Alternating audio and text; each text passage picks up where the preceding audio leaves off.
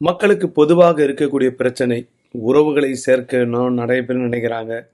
தகாத உறவுகளால் பிரிக்கணும் அப்படின்னு நினைக்கிறாங்க.